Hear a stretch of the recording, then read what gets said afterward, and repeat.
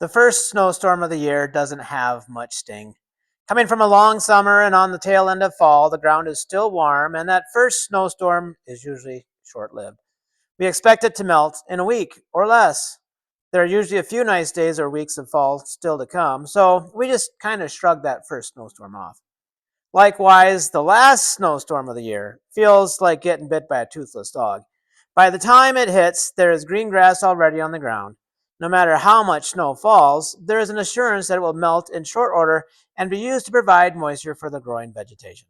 So we chalk up the final snowstorm as a short inconvenience as we welcome something far more exciting, spring. In a way, the winter weather reminds me of man's sin on earth. It starts with the fall of man, the first snowstorm, and ends with the final snowstorm, the great tribulation. As we read about the first sin of Adam and Eve in the garden, the consequences are devastating.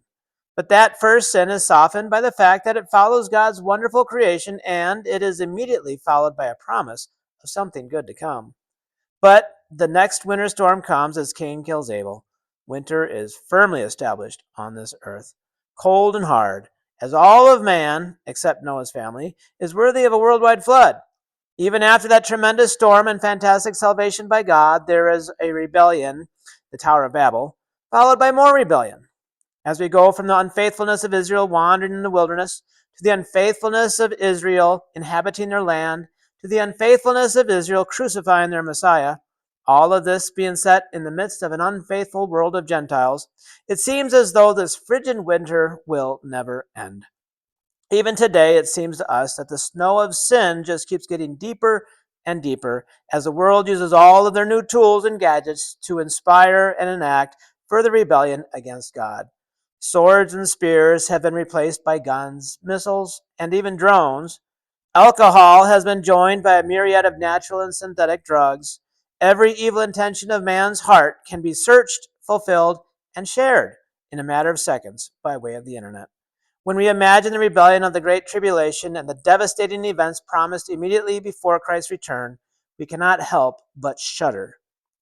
But then again, perhaps starting with the resurrection, we know that spring is on the way. Even though there are still snowstorms of sin and destructive drifts of rebellion, there is always that glimpse and hope of good things to come, the return of Christ. And there is something good about being so far removed in time from that first snowstorm of Adam.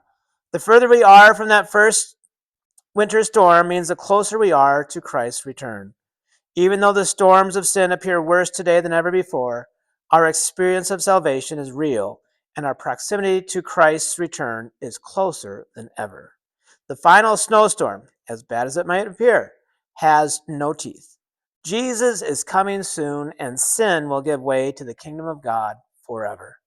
2 Timothy 4:8 says, "Finally, there is laid up for me the crown of righteousness, which the Lord, the righteous judge, will give to me on that day, and not to me only, but also to all who have loved his appearing."